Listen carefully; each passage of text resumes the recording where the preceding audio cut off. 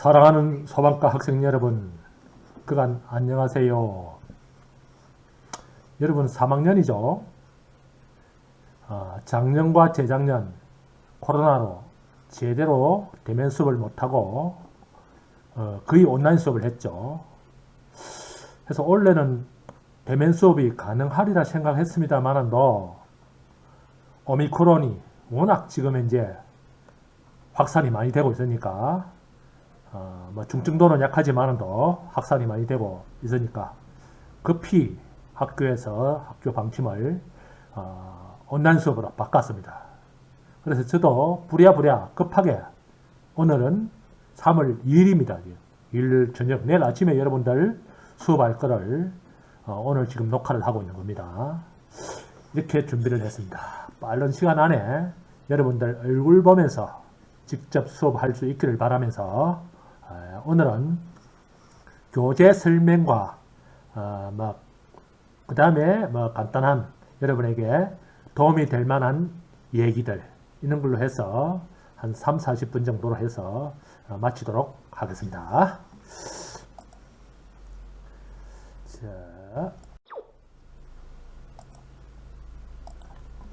자, 우리 소방경보 시스템 공학 앞으로 이 과목으로 우리가 6개월간 1학기 동안 여러분들하고 같이 머리를 맞대서 공부를 해야 될 책입니다. 책은 요 책입니다. 책. 소방전기 설비 및 설계. 요거 안에는 보면 어떤 내용이 있느냐면 소방경보 시스템이라고 하면 경보 시스템 뭡니까? 바로 화재가 났다든지 했을 때 소리나 또는 신호로 이렇게 알려주는 거죠. 그죠? 여러분들이 지난 학기 2학년 2학기 때 소방전기 설비공학을 했죠. 그 안에는 소방경보 시스템도 있을 것이고 그 다음에 피난설비도 있을 끼고 그 다음에 또 소화활동 설비도 있을 끼고 그 외에 여러가지 설비들이 많이 있었죠. 그 중에서도 소방경보를 위주로 하겠다는 얘기입니다. 근데 소방경보 요것만 하면 내용이 또 조금 부실하기 때문에 아까 말씀드린 지난 학기에 배웠던 소화활동 설비 이런 것도 일부 하도록 하겠습니다. 이 책은 원래는 설계를 목적으로 만드는 책입니다. 설계를. 그래서 내용이 아주 그림 위주로 됐습니다. 그림 위주로. 설계니까 도면.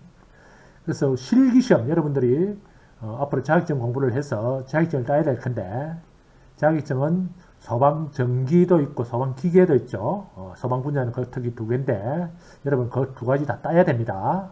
왜냐? 소방 분야만이 유일하게 두 개의 자격증을 동시에 인정을 다 해줍니다. 소방기계하고 소방전기하고 두 개의 자격증을 가진 사람이 한 회사에 근무하면 두 자격증을 동시에 써먹을 수 있다는 얘기죠. 근데 전기 같은 건 안 그래요.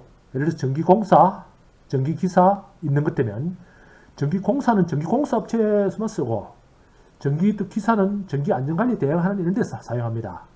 근데 한 사람이 두 개의 자격증을 가졌다고 해서 두 개 다 면허를 걸 수가 있는 거 아닙니다.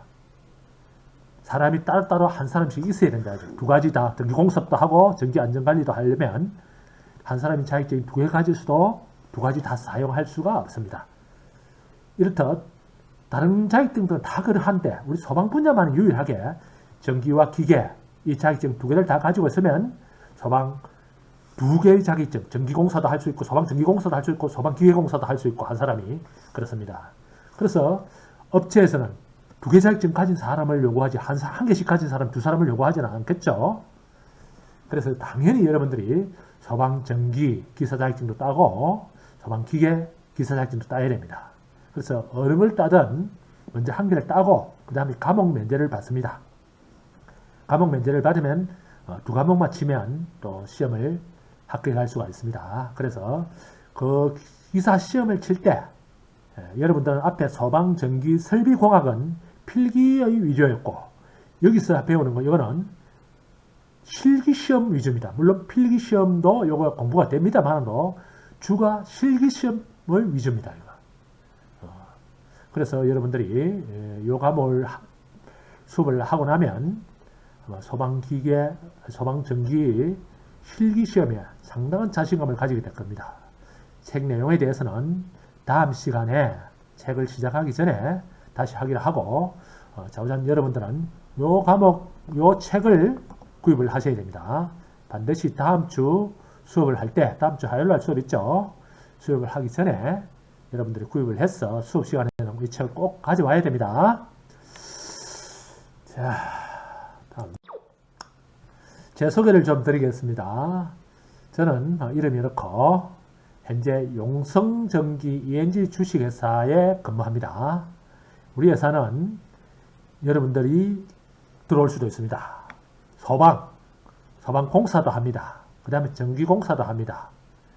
그 다음에 태양광 공사도 합니다. 그런 건 다 이렇게 매너가 따로따로 있는 거죠. 통신공사도 합니다. 통신 매너도 있죠.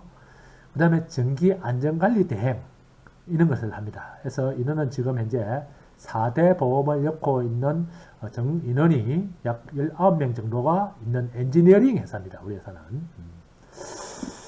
거기서 근무하면서 여러분 학교에 요 경남대학교 소방공학과에 제가 지금 현재 10몇 년째, 정확하게 기억 못합니다만 10몇 년째 지금 소방과 생기고 나서부터 계속 소방전기에 관련 부분을 강의를 하고 있습니다. 그 다음에 저는 좀 달리기 분야에 많은 직책을 맡았습니다. 왜냐, 지금도 저는 달리기를 하고 있습니다. 나중에 달리기에 대해서 여러분들에게 많이 자랑을 좀 할 겁니다만도, 대한 울트라 마라톤 경남 지명회장, 그 다음에 마산시 육상연합회 회장, 옛날 마산시가 따로 있을 때였죠. 그 다음에 통합 합대했죠. 창원하고, 진해하고, 창원, 진해 통합, 마산 통합이 됐는데, 통합하고 나서도 통합 창원시 육상연합 회장도 했었습니다.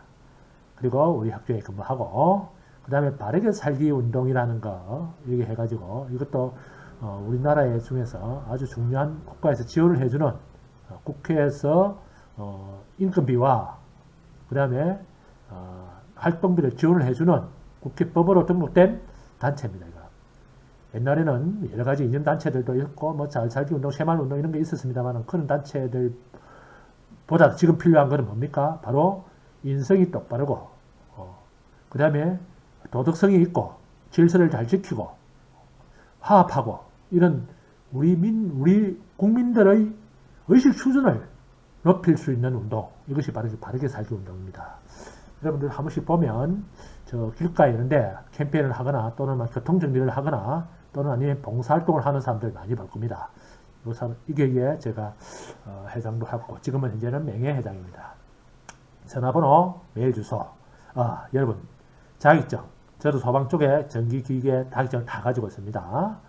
그 다음 전기 쪽에도 전자 쪽에도 통신 쪽에도 자격증을 다 가지고 있습니다. 최근에는 한 5년 전에 땄나요? 태양광 발전 기사 이거는 생긴 지가 얼마 안 됩니다. 생기자마자 제가 공부를 해가 땄습니다. 여러분들도 꼭 자격증을 따야 됩니다. 공대는 자격증이 있어야 됩니다. 특히 전기과에도 더욱더 자격증이 필요하겠지만도 우리 소방과에도 자격증이 필요합니다. 여러분들이 공무원을 목표를 하더라도 공무원 면접을 본다든지 또는 공무원 면접 볼 때 물어봅니다. 자격증 가지고 있어요? 물어봐요. 없다 하는 것 때문에 뭐 했어요? 자격증도 하나 안 따고 이렇게 해요. 그래서 면접에서 나쁜 점수를 받을 수도 있습니다. 자격증이 있으면 무조건 통과합니다. 면접에서는. 그리고 공무원 되고 나서도 마찬가지입니다. 자격증을 가지고 또 공부를 계속하고 그래가지고 소방 공무원을 하면서 뭘 하느냐? 소방시설관리사라는 게 있습니다. 그거는 소방 공무원들을 위한 자격증 제도입니다. 소방기사 위에 단계가 시설관리사고 그 위에가 소방기술사죠. 그래서 소방시설관리사라는 게 유일하게 우리 또 기사와 기술사 사이에 소방만 이 시설관리사가 있어요. 그래서 그것을 소방 공무원 하면서 따는 게 제일 좋습니다. 왜냐? 소방 공무원은 면제를 해줍니다. 과목 일부를. 그 면제를 해주는 것이 굉장히 어려운 겁니다. 사실은 일반 사람들이 공부하기에는. 그리고 소방 공무원 출신들은 그걸 면제를 해주니까 쉽게 소방시설관리사가 되는 거죠. 결과적으로 소방시설관리사는 소방 공무원들을 미 살리라고 퇴직해가지고 먹을 살리게 하기 위해서 만드는 거예요. 일종의. 그래서 여러분들도 시설관리사 시험 치려면 요거 있어야 되죠. 자격증이. 그래서 여러분들은 자격증을 꼭 따고 물론 일반 회사에 가도 반드시 자격증이 있어야 되죠. 그래서 자격증을 꼭 따야 됩니다. 자, 자격증 설명을 좀 했고 자, 다음은 여러분 정환기 마라톤 도전사라 해놨죠. 자, 여러분, 도전을 어떻게 생각합니까? 저는 젊음은 무엇이냐고 물으면 바로 도전, 꿈과 이상을 가지고 원대한 꿈을 가지고 끊임없이 열정적으로 도전하는 것이 바로 젊음이라고 생각합니다. 즉, 도전하지 않으면 그건 젊은이가 아니라고 생각해요. 여러분들도 소방 공무원을 꿈을 꾸든 또는 자격증이든 또 아니면 그 이상 다음에 석박사 학위 받아가지고 우리나라의 소방 재원을 하든 또 아니면 몸을 튼튼하게 만들어가지고 우리나라의 헬스 1위 인자가 되든 저는 여러 가지의 꿈을 꿀 수가 있습니다. 물론 본인의 업무를 하면서도 꿈을 꿀 수도 있고 소방 일을 하면서도 꿈을 꿀 수도 있죠. 그래서 그런 어떤 꿈을 가지고 열정적으로 도전하는 그것이 바로 젊은이라는 거예요. 그 도전을 멈추고 열정이 식으면 바로 늙은이가 되는 겁니다.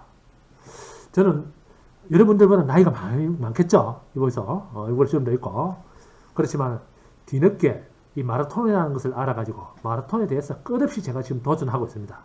지금 현재 진행형입니다. 지금. 그래서 제가 지금 이제 달리기는 세상에서 제일 다이나믹한 명상이라고 해놨죠. 이 설명을 좀 드릴까? 달리기가 마라톤이 있죠. 마라톤. 거리가 얼마예요? 42.19. 풀코스를 42.19라고 그러죠. 하프는 그거의 절반이죠. 마라톤 풀코스는 약 40km 되는데 저는 10km씩 끊어서 달립니다. 첫 번째 10km는 달릴 때 뭘 하느냐? 내 몸에 내가 지금 생각하는 모든 잡생각을 다 떨쳐버리기 위해서 10km 동안 그 생각만 합니다. 잘 안 떨쳐집니다. 잡생각이 자꾸 나옵니다. 그래도 노력하면 나중에는 됩니다. 그 다음에 또 10km는 어떻게 뛰느냐? 잡생각을 다 떨쳐버린 상태에서 무념무상으로 아무 생각을 안 하도록 합니다. 그거 더 어렵습니다. 그렇지만 하다 보면 그것도 됩니다. 아무 생각 없이 그냥 뛰는 거예요. 마음을 텅 비는 거죠. 그 다음에 30km 때는 또 어떻게 뛰느냐? 그때는 이제 내가 앞으로 할 것, 그동안 고민스러웠던 것, 해결 안 되는 문제들, 이런 것들을 생각을 하면 제일 잘 해결됩니다. 계획도 제일 잘 세워집니다. 뛰면서. 주말이에요. 그 다음에 마지막 40km는 어떻게 하느냐. 이제 내가 지쳤죠. 30km까지 뛰어왔으니까 이제 몸이 많이 지쳤을 거예요. 그럴 때는 내 자세에 팔을 자세, 다리, 가슴, 얼굴, 눈높이, 허리를 똑바로 세우고 이런 것 자세에 집중해서 달립니다. 그래서 달리다 보면 마지막 10km를 제일 더 빨리 달립니다. 저는 항상. 마지막 10km 제일 빨리 달리고 초반 10km 제일 천천히 달립니다. 그래서 골인하고 나면 완전 땀이 비오듯이 쏟아지죠.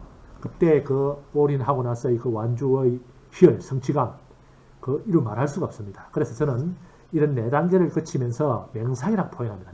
명상 중에서도 그냥 명상이 아니라 달리니까 다이나믹한 명상이라고 합니다. 이거 제가 제 서재에 가면 이렇게 메달이 있습니다. 물론 이거보다 훨씬 더 많죠. 이거는 울트라 마라톤 사진이고, 이거는 마라톤, 일반 마라톤이죠. 지금부터 제 마라톤에 대해서 조금씩 설명해 드릴게요. 자, 마라톤 풀코는 지금까지 몇 회를 뛰느냐? 314회를 뛰었어요. 314회 풀코스를. 이봉주가 지금 우리나라에서 국민 마라톤을 하고 지금은 좀 몸이 많이 불편해가지고 달리지 못합니다만도 저도 이봉주하고 지금 간간히 채팅도 합니다. 제가 대한육상연맹 이사하고 이봉주도 우리 그게 자문으로 한 번씩 오고 이래 해가지고 잘 압니다.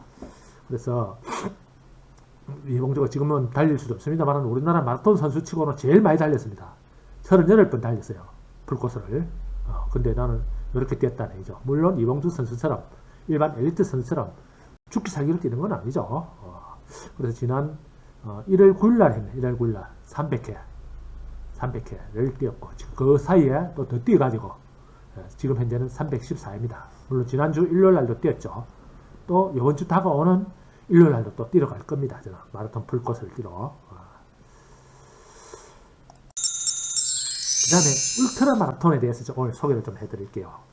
여러분 울트라 마라톤이라는 걸 한번 들어보신 분들도 있겠지만 뭔가요? 바로 마라톤 풀코스 거리 이상 뛰는 것 초장거리 달리기를 말하는 거죠. 즉 100km를 뛰거나 또는 아니면 요거 100km입니다. 요거는 200km를 뛰거나, 제주 한 바퀴 도는 거, 얘는 200km입니다. 200km. 전 매년 제주에 한 바퀴 도는 200km를 뛰러 갑니다. 그 다음에 그 이상 뛰는 거, 우리나라 태종도에서, 부산에 있는 태종도에서 판문점, 임진각까지 537km를 뛴다든지, 그 다음에 그 이상 뛰는 거, 이런 것을 울트라 마라톤이라고 합니다. 그래서 저는 요 100km 요 뛰었죠. 시간이 얼마나 좀 보이네. 10시간 32분. 중간에 밥도 먹고 간식도 먹고 이래 하죠. 100km를 뛰려고 하면. 그래서 그런 시간을 다 포함해가지고 이렇게 되는 겁니다. 그래서 최소 6분, km당 6분 이내의 속도로, 즉 10km를 1시간 이내로 계속 달려야 됩니다. 물론 최고 기록은 이것보다 저희가 더 빠릅니다. 9시간대입니다. 저는 100km를. 그래서 이 울트라 마라톤이란 이거다. 풀코스 이상 뛰는 걸 울트라 마라톤이라 한다. 이 부분에 대해서 저희 울트라 마라톤 이력을 설명을 드릴게요. 재미없나요? 그래서 공부하는 것보다 재밌죠. 저는 울트라 마라톤을 117번 완주했습니다. 요거는 100회 완주할 때, 울트라 마라톤 100회 완주할 때 우리 회원들하고 같이 찍은 건데, 이거 언제입니까? 2018년도에 100회 완주하고, 그 다음에 그 후에 17번 더 완주했죠. 그래서 요즘은 코로나가 심해서, 코로나로 인해서 울트라 마라톤 대회가 1년에 몇 번 안 열립니다. 한 4번 이래 열리는데, 그래서 자주 못 뜁니다. 내일 모레 3월 12일 날 부산에서 진해까지 왕복하는 울트라 마라톤 대회가 있습니다. 그래서 부산, 저도 그것도 뛰러 갈 겁니다만은 이렇게 울트라 마라톤은 117번 뛰었다. 아까 마라톤 풀코스는 314번인가 뛰었죠. 그보다도 요거는 거리가 훨씬 더 먼 겁니다. 이것이 더 힘든 겁니다.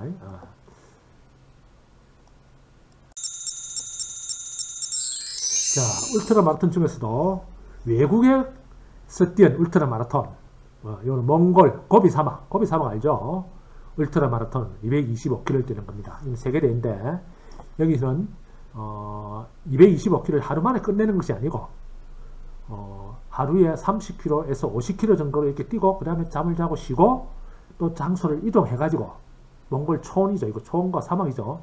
광활한 초원입니다. 몽골의 땅덩어리 크기는 우리 남한의 한 보통 7배 정도 되는데, 인구는 약 290만 병이 안 돼요. 그 290만 인구 중에서 거의 80%가 울란바토르라는 그 수도에 있고, 나머지는 이런 초원에 흩어지면서 게르라는 것을 지어가지고 목축업을 하고 살아요. 이게 땅덩어리만 있고 사람은 없죠. 이런 데 뛰는 거예요. 이런 게 고비 사막하고. 여기를 뛰었습니다. 여기 뛰어가지고 제가 여기서는 3등을 해서 3등을 하고, 정말 몽골은 깨끗한 나라입니다. 이는 고온지대라 가지고 비도 많이 안 옵니다. 그러다 보니까 거의 사막화가 많이 됐고, 이렇게 비가 왔을 때 이 잡초들만 조금 이렇게 자라가 되는 거죠. 나무도 없어요, 여기는. 그래서 밤에 이 초원에 누워 있으면 벨이 유성이 완전 막 쏟아집니다. 쏟아져. 공기 맑고. 근데 계절적으로는 보면 우리가 뛰는 이때 7월달 정도에 갔는데도 어떨 때는 얼음이 있고 또 꽃도 있고, 가을 낙엽이 떨어지는 것처럼 이렇게, 이건 가을처럼 그렇죠. 글도 있고, 여름 맨치로 낮에는 태양이 장렬하면 온도가 30도 넘게 올라가고, 즉 하루 종일 봄, 여름, 가을, 겨울을 다 느낄 수 있는 계절이에요. 여기는 좀 특이한 기온을 가진 나라죠. 자, 여러분 다음에 나이 들면, 다음에 나이가 안 들더라도 몽골 여행 한번 가보세요. 참 멋집니다. 이거 지금 자연은. 자, 그 다음에는 2017년도에 핀란드가 어디입니까? 세계에서 제일 행복지수가 높은 나라죠. 북유럽 쪽인데, 거기도 225km 울트라 마라톤 대회가 핀란드가 독립 100주년 기념을 열렸습니다. 여기서는 제가 4등을 했습니다. 4등을. 자, 이 핀란드에는 나라의 특징이 어떠냐면, 이렇게 주로 호수가 국토의 30%입니다. 30%. 호수가 국토의 30%고, 이 산은 이렇게 있는데, 높이가 해봤자 해발 한 200m 전후, 이렇게밖에 안 됩니다. 이게 산 정상입니다. 산 정상에 올라온 건데, 이건 트레일런입니다. 즉 산을 뛰는 건데, 산이 높지 않기 때문에 그렇게 어렵지 않아요. 호수가로 뛰다가 산으로 갔다가 또 팽지를 뛰다가 막 이렇게 하는 건데, 요거는 러시아, 지금 이제 전쟁 일으킨 러시아 있죠. 러시아의 국경선입니다. 이게. 요 넘어가면 러시아예요.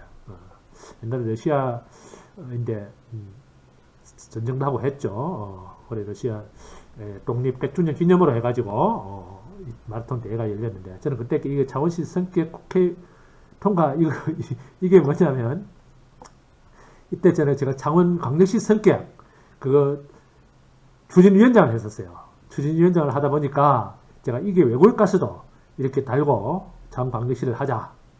창원이 광역시 돼야 된다. 광역시 되면 좋죠. 지금 현재 특례시로 되는데 특례시보다도 광역시 되면 한 몇 배로 좋아지죠. 재정 수익이라든지 모든 복지 같은 거 이런 것들이. 그래서 결국은 무산되었습니다. 마라톤도. 그래서 좌우장 그때 그걸 한다고 해서 이렇게 들고 있는 거예요. 이 핀란드에 아까 얘기했죠. 호수가 많다 했죠. 호수.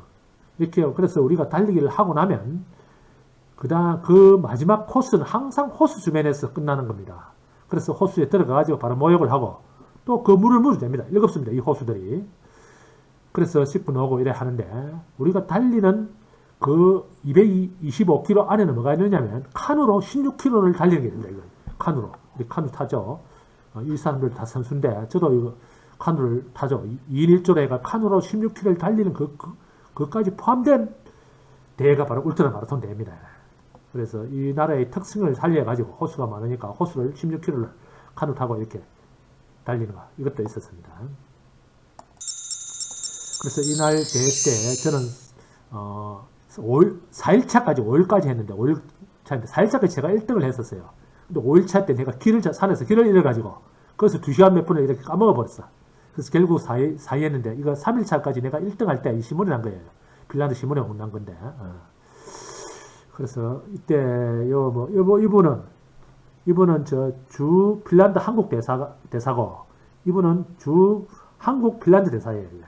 이분들도 없고 이날 비가 왔습니다. 비가 와서 우산도 가져왔죠. 꼬리를 해가지고 기념 촬영을 이렇게 했는데 핀란드에도 세계에서 제일 행복지수가 높은 나라 핀란드에도 울트라 마라톤을 뛰러 갔다 온 적이 있습니다. 다음 국내 울트라 마라톤인데 한반도 횡단이라는 겁니다. 그래서 인천에서 강릉까지 동해에서 서까지 서쪽 끝까지죠. 그래서 인천 창원 선착장이라고 있어요. 거기서 출발해가지고 서울을 거쳐서 강릉, 경포 앞바다까지 뛰는 거예요. 이게 언제 뛰느냐면 2003년도입니다. 여러분들 2003년도 온 것 같으면 물론 태어났겠네. 2003년도 온 것 같으면 지금 이제 약 20살이가 20살 정도 되니까 일찍 태어났겠는데 태풍 매미가 그때 우리나라를 덮칠 때입니다. 물론 태풍 매미가 볼 때 바로 우리 경남대하고 요 앞에까지 물이 다 들어가지고 그때 인명피해가 엄청났습니다. 지금까지 태풍 피해 중에 제일 큰 것이 바로 태풍 매미 때였습니다. 그때 저는 태풍을 뚫고 북진해가지고 태풍을 뚫고 이거 완주한 거예요. 그때 완주하고 물론 와가지고 회사가 물이 다 잠겨가지고 엄청난 고생을 했죠. 그래서 그 311km를 잠도 안 자고 무박으로 뛰는 겁니다. 전부 울트라 마라톤은 무박입니다. 뛰었고 우리나라에서 세 번째로 긴 대회죠. 그 다음에 이제 두 번째로 긴 대회입니다. 이거 태종대에서 판문점까지 뛰는 537km입니다. 537km. 이것도 무박 7일 동안 뛰는 겁니다. 근데 저는 뭐 이거 5일 정도 걸렸나요? 5일도 채 안 걸렸죠. 이렇게 해가지고 이 시간 안에 완주를 했습니다. 이때는 제가 1등을 했습니다. 1등. 망배단이죠. 인증각 망배단. 인상이 지금 다 주고 하는 인상입니다. 벌써. 잠을 안 자고 뛰었으니까 털도 이렇게 시험도 나고 이랬죠. 얼마나 힘들었겠어요. 그 다음에 제일 긴 겁니다. 622km. 해남 땅끝탑. 우리나라 최남단이죠. 해남 땅끝탑에서 시작해가지고 고성, 금강산 출입국 사무소. 우리나라를 갈 수 있는 북한 쪽의 금강산 출입국 사무소까지 가는 겁니다. 620km죠. 그래서 이걸 뛸 때는 저는 부르 아동복귀 사랑의 국토종단이라 해가지고 제가 1km 뛸 때마다 얼마씩 이렇게 기부를 하는 걸로 해가지고 622km를 뛸 동안 기부를 받았습니다.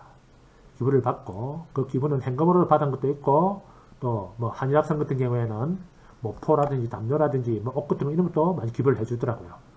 그래서 그 기부받은 걸 가지고 저는 이내원 있습니까? 이내원 없나?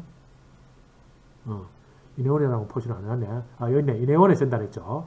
그래서 이내원에 있는 애들, 이내원이 여기에 지금도 이내원이 있습니다. 원래도 제가 로타리 하면서 이내원에 가가지고 마스크도 전달해드리고 뭐 돈도 좀 드리고 이랬습니다만, 이내원에 가면 부르 아동들이 그게 있습니다. 그게 결손 가정 아동들이죠. 그 애들 이름을 하나하나 여기 지금 잘 안 보입니다만 이름을 다 적었어요. 네. 가슴에다가 이름을 다 적어가지고, 그때 소니 근무할 때입니다. 이름을 다 적어가지고 그 애들 이름을 적고 그 애들 보고 너가 앞으로 크면서 어떤 어려운 여건 속에서도 꿈과 희망을 잃지 마라, 이렇게 하고 온라인으로 계속 그 중계를 했어요. 여기 담당자가 뛰는 걸. 그걸 그때 2005년도에 완주를 했었습니다. 그 다음에 좀 전에 제일 긴 거 그거 한 번 더 했습니다. 똑같은 코스입니다만도 이 대회는 2년마다 한 번씩 열리기 때문에 앞에는 2005년에 했고 2007년에 한 번 더 했죠. 그때는 이분 때문에 한 거예요. 이분이 우리 마라톤 클럽 같은 회원인데 뭐 한의원 한의사입니다만도 이 사람은 내인데 폭발해가지고 울트라 마라톤을 내가 이제 뛰는 걸 보고 신문에 있는데도 자주 났거든요. 그런 게 막 우리 클럽에 들어왔고 그래가지고 내가 같이 계속 울트라를 뛰기도 하고, 그러니까 자기도 이제 내가 2년 전에 뛰었던 거 그걸 뛰고 싶어가지고 혼자는 못 뛰고 내가 페이스메이커를 좀 해달라 이래가지고 내가 페이스메이커를 해주면서 그래서 완주를 한 거예요. 이게. 그래서 622km 이거는 2번을 완주를 했습니다. 제가 물론 이것도 무박입니다. 무박. 잠을 안 자고 뛰는 거예요. 무박이라는 개념이 뭐냐? 잠을 숙박소에서 숙박시설에 자는 것 때문에 실격입니다. 배번을 뜯어내 봅니다. 그때는 창신대학에 내가 대학교에 소방과에 근무할 때입니다. 그때는 경남대학에는 소방과 안 생겼습니다. 경남대학은 소방과는 2008년도부터 생겼어요. 그래서 내 경남대학 그 후로는 왔지만도, 그래서 무박이라는 개념은, 숙박시설에 잠을 자서도 안 됩니다. 단지 이제 매 50km마다 10피라 해가 체크포인트가 있어요. 자기의 보따리, 먹을 거라든지 옷 같은 거, 신발 같은 거, 이런 거를 저장을 보관을 하는 그걸 갖다가 이 주최 측에서 차로 싣고 다녀요. 그 50km 10피 거에서는 잠을 잘 수가 있습니다. 잠을 자는데 잠을 많이 자버리면 잠을 자도 그냥 뭐 침대가 있는 거냐, 그냥 옹크리고 자는 거죠. 그게 텐트 안에서. 그래서 잠을 많이 자버리면 매 50km마다 컷오프 타임이 있는데 그게 통과를 못해요. 그렇기 때문에 잠을 자더라도 한 1시간 이내로 이렇게 짜투리 시간을 잠을 자고 또 다 50km를 하게 뛰가고 이렇게 해야 됩니다. 정말 피를 말리는 거죠. 자, 지금까지 마라톤, 풀코스, 그 다음에 울트라 마라톤, 초장거리 달리기에 대해서 설명을, 제 자랑을 좀 했죠, 사실은. 마라톤 풀코스 몇 번 뛰었다? 314번. 그 다음에 울트라 마라톤 몇 번 뛰었다? 117번. 이런 걸 뛰었습니다만, 횟수가 중요한 것이 아니고, 부상 안 당하고 오래 뛰는 게 중요합니다. 저는 지금 마라톤을 22년째 하고 있습니다만도 아직까지 큰 부상 없이 잘 뛰고 있습니다. 저는 죽을 때까지, 제가 죽는 순간까지 달리기를 할 거예요. 90살, 100살까지 사는 것도 100살까지라도 달리기를 하다가 죽을 거예요, 저는. 그래서 달리기를 울트라까지 이렇게 이제 다 했는데, 우리 친구들이, 야, 니 철이나 한번 해봐라 그러더라고요. 그래서 내가 철인 것도 한번 재밌겠다 싶어서 철인을 해봤어요. 그래서 2019년도에 통영 월드컵 트라이슬론이라고 세계적인 대회죠. 이게 통영에서 열리는 대회입니다. 올림픽 코스입니다. 올림픽 코스라는 것은 수영이 바다수영 1.5km고 자전거가 40km고 달리기가 10km입니다. 수영 먼저, 자전거, 그럼 달리기 이렇게 하죠. 그래서 제가 수영은 사실은 좀 부족합니다. 그래서 수영은 옛날 어릴 때 개문 쳐봤지만도 평행하고 자유형을 칠 줄 알아야 바다 수영을 할 수 있거든요. 빠르게 할 수 있으니까. 그래서 3개월 동안 혼자서 우리 누리 가가지고 혼자서 수영을 배운 거죠. 그래가지고 3개월 동안 하니까 한 2km 정도는 혼자서 안 쉬고 수영을 할 수 있겠더라고요. 그래서 시작을 했고. 자전거, 이거는 어릴 때 자전거 누구나 다 타죠. 그래서 자전거는 일반적인 자전거가 아니고, 이거 보면 로드 자전거를 해가지고 바퀴가 좁은 겁니다. 이거 좁은 건데, 저는 여기 내 건데 요 자전거가 680만원짜리 주고 제가 샀어요. 사가지고 대전날 받아가지고 이거 타고 장거리 훈련 한 번도 못했어요. 대전날 받아가지고 금요일날 받았죠. 토요일날 대회하기 위해서 자전거를 갖다 줘야 되고 이게 요 자전거를 이렇게 쫙 정렬되어 있죠.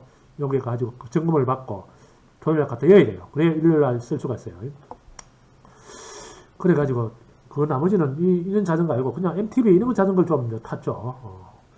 그래가지고 이제 시작을 했는데 수영 이거 딱 시작하자마자 발에 같이 동시에 짬배가 들어가잖아요. 출발하면 들어갔다가는 완전 아비규환입니다. 한마디로 어떤 아비규환이냐, 앞에 가는 사람은 제 머리를 발로 차고 뒤에 가는 사람은 제 다리를 잡아 당기고 허리를 눌리거나 머리를 눌리고 물을 몇 번이나 먹었어요. 와, 그 바닷물 그 짜온 거 너무 죽겠더라고요. 이러다가 진짜 죽겠다 싶은 거라. 통영 앞바다에서. 그래가지고 펜스가 있어요. 펜스. 줄로가 이제 쭉 쳐놨죠. 이제 코스를. 저렇게 돌아오는 코스를 바다에 이제 펜스를 쳐놨어요. 펜스를 잡고 좀 실력하면 또 뒤에서 펜스를 잡고 막 오는 사람이 있어요. 또 다리를 잡아 당겨요. 그래가지고 또 제한 시간도 있고 이래가지고 안 되겠다 싶어가지고 죽기 살기로 나도 막 달렸죠. 막 수영을 했죠. 그래 수영을 그렇게 죽기 살기로 그렇게 했더만은 꼬린 수영 딱 들어오니까 뒤를 돌아보니까 아이까지도 사람들이 많더라고요. 한 반 정도는 있는 것 같아요. 내가 보기에는. 그래 수영도 한 반 정도 덩이를 한 것 같아요. 내가 보기에는. 그래 이제 뛰어오면서 옷을 이제 벗는 거죠. 수영복이잖아요. 이거. 이거 수트인데 수트 이걸 막 뻗으면서 자전거 타러 오는 거죠. 뻗어가 요 안에 있는 거요. 이제 자기 짐이 있어요. 짐, 요 바구니가 있는데 요 바구니 요 짐에다가 이제 수트를 뻗어 엮고 그다음에 이제 자전거 타는 또 신발이 요거 다른 거예요. 이거. 자전거 타는 신발이 또 따로 있어요. 그거는 자전거하고 한 덩어리로 되는 거죠. 라크가 되는 거죠. 그래서 그 신발 신고 또 이렇게 복장 갖추고 사이클 복장 갖추고 또 헬멧 쓰고 이렇게 또 자전거 끌고 가면서 타고 가는 거죠. 이렇게 쭉 끌고 가 저 끝에서 타고 가는 거죠. 그래서 자전거를 타는데 자전거 이거는 너무 잘 나가는 거야. 이거 새로 산 이 자전거가. 그러니까 너무 잘 나가는 거예요. 그러니까 막 슉슉슉 달리더라고. 그런데 내리막에는 너무 잘 나가 겁이 나서 못 달리겠더라고요. 통영에는 가면 오르막 내리막이 굉장히 많은데 내리막에는 너무 자전거 잘 나가니까 겁이 나가지고 부상 날까 싶어서 못 달리겠더라고. 근데 다른 사람들은 막 출해 가더라고. 근데 오르막에는 또 내가 다리 힘을 넣으니까 내가 달리기를 해가 다리 힘이 좋은 게 막 출이 되더라고. 그렇게 금방 40km가 가버리더라고. 그래서 오르막 내리막 정말 스릴이 있더라고. 자전거 타니까요. 그렇게 스릴을 많이 느꼈고 그걸 마지막에 자전거 이거 딱 또 갖다 놔놓고 또 런닝화를 바꿔 신고 헬멧 벗고 모자 딱 쓰고 이렇게 또 달리잖아요. 달리기 하는데 그때부터는 이제 내 세상이지. 사람들 엄청 추월한 거죠. 한 50몇 명이 추월했을 거예요. 10km 뛰면서도. 그래서 추월해가 꼬리 했더만은 3시간 8분인가 걸렸어요. 이때 제한 시간이 좀 연장을 해가지고 4시간 뭐 20분인가 이랬어요. 근데 저는 3시간 8분 중상위권에 제가 들어갔어요. 첫 번째 뛰었는데도. 그래서 너무나 재밌었습니다. 진짜. 그렇지만도 자전거 이거는 여러분 굉장히 위험합니다. 저도 자전거 타다가 그 후로로 꼬꾸라지 가지고 어깨도 여기 갈리고 팔도 갈리고 무릎도 갈리고 얼굴도 갈리고 막 했었습니다. 그래도 큰 부상, 뼈가 나왔다든 이런 부상은 안 나서 다행인데 그래서 자전거는 가능하면 저는 안 타려고 합니다. 그래서 제일 안전한 운동이 달리기다. 그래서 가능한 달리기 위주로 하고 있습니다. 물론 다음에 또 언제 철인을 도전할지 모르겠지만도 저는 제 주특기가 달리기고 앞으로도 평생 죽을 때까지 뛰다가 죽을 거예요. 90이 되든 80이 되든 또는 100살이 되든 뛰다가 죽을 거예요. 저는. 그게 제 꿈입니다. 자, 이것까지 여러분들이 설명을 드렸습니다. 우리는 좌우장 그래도 재밌습니다. 수영하는 게 재밌네요. 정신 오른쪽!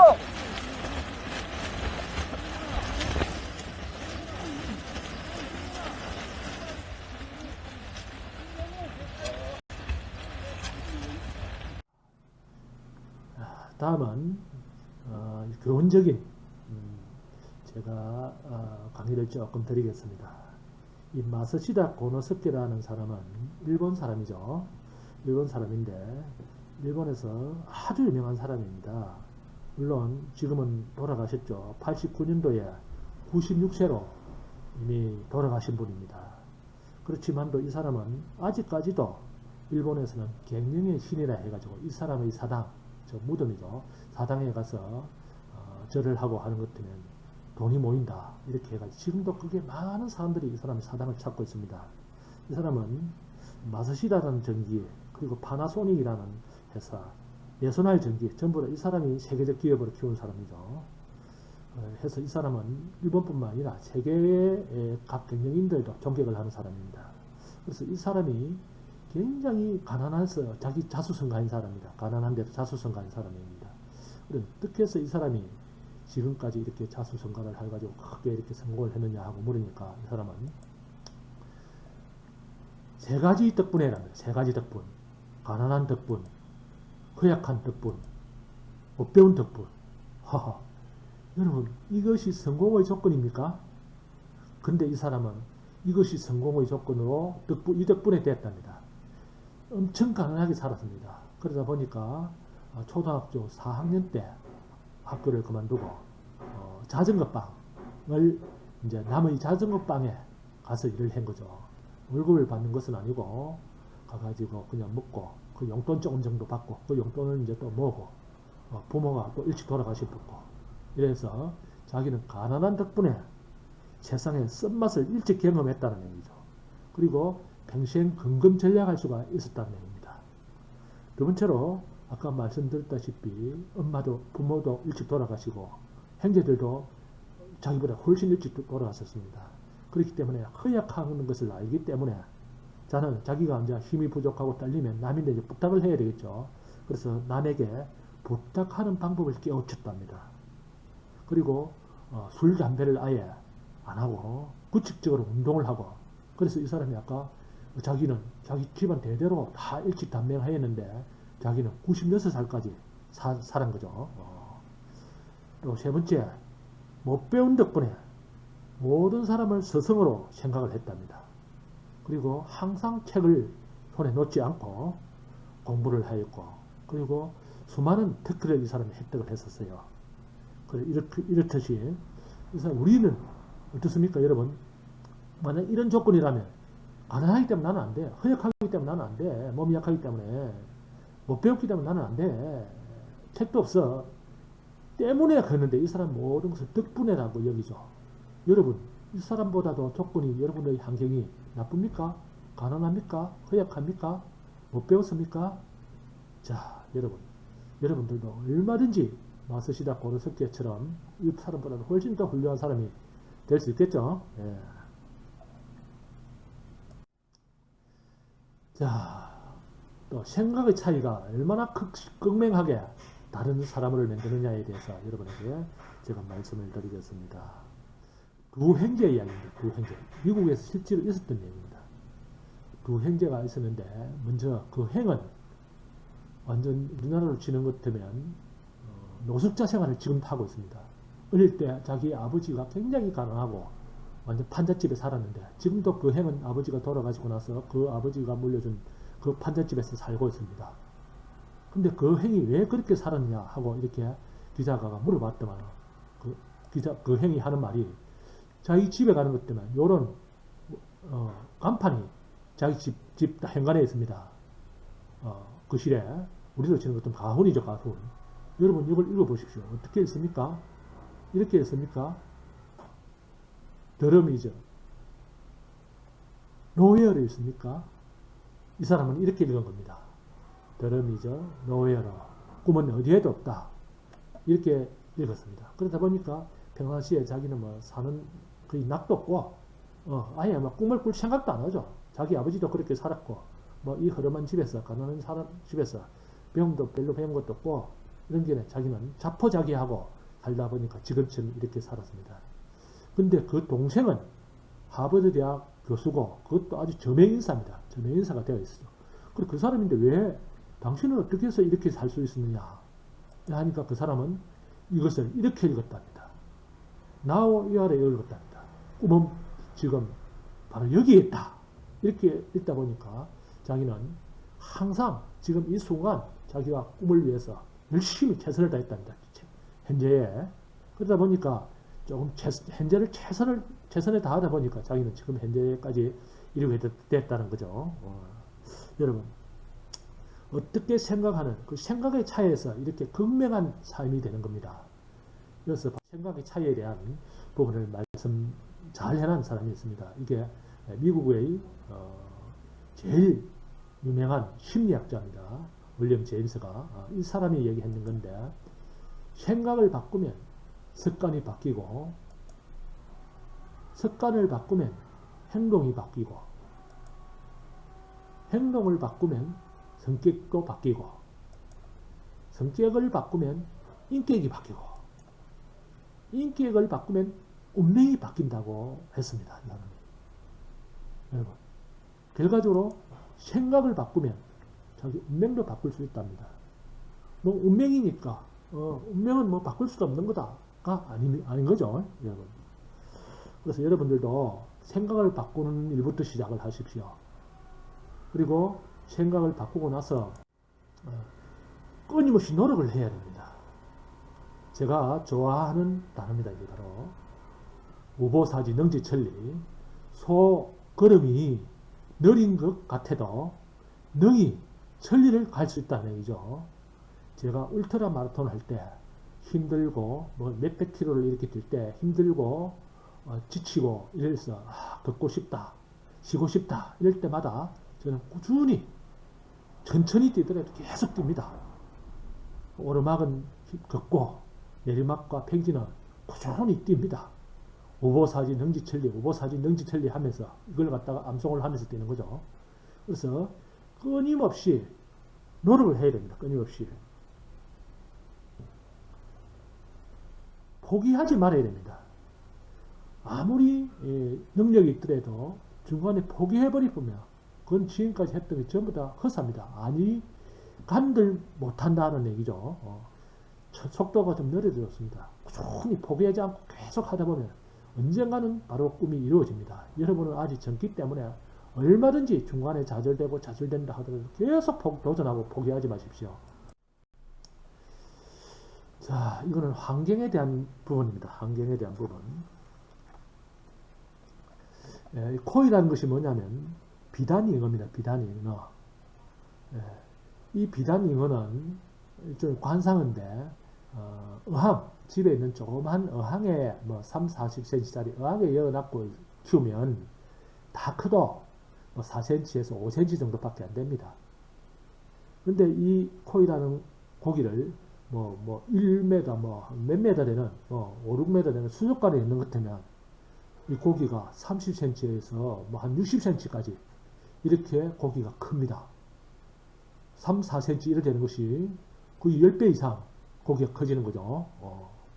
그리고 광에다가 두는 것 때문에, 그 너른 강에 두는 것 때문에 이 고기는 80cm에서 1m까지 이렇게 큰답니다. 바로 뭐 때문입니까? 바로 환경의 영향을 받는다는 거죠. 그만큼 환경이 중요하다는 건데, 여러분들도 바로 이 환경을, 좋은 환경을 만들어야 됩니다. 그 환경 중에서 가장 중요한 것이 바로 여러분의 친구입니다. 친구. 뭐 부모 주위, 재벌, 돈 뭐 이런 거 다 떠나서 친구입니다. 지금 오늘 수업을 마치고 나면 어떤 사람들과 같이 어울리느냐, 그것이 가장 큰 중요한 환경입니다.